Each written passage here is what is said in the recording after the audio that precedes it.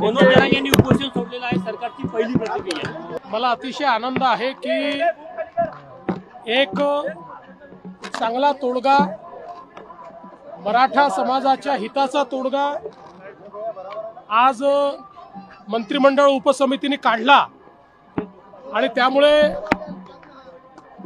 जे काही उपोषण चालू होतं ते उपोषण आता संपवण्यात आलेलं आहे।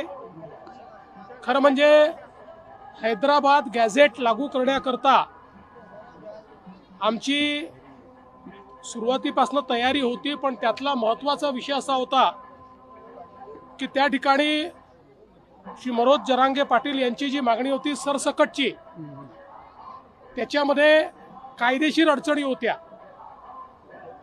हायकोर्टाचे आणि सुप्रीम कोर्टाचे निर्णय हे बघता अशा प्रकारे सरसकट करणं शक्य नव्हतं आणि विशेषतः आपण या ठिकाणी लक्षात घेतलं पाहिजे की या संदर्भात ही वस्तुस्थिती त्यांच्या लोकांच्याही लक्षात आणून देण्यात आली।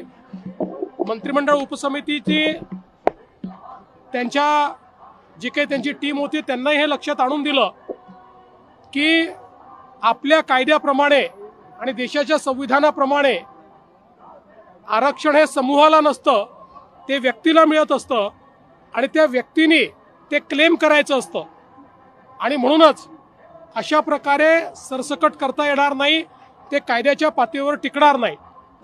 आणि त्यांनी देखील काल ती भूमिका समजून घेतली, स्वीकारली आणि त्यांनी सांगितलं जर कायद्यात सरसकट बसत नसेल तर सरसकट करू नका।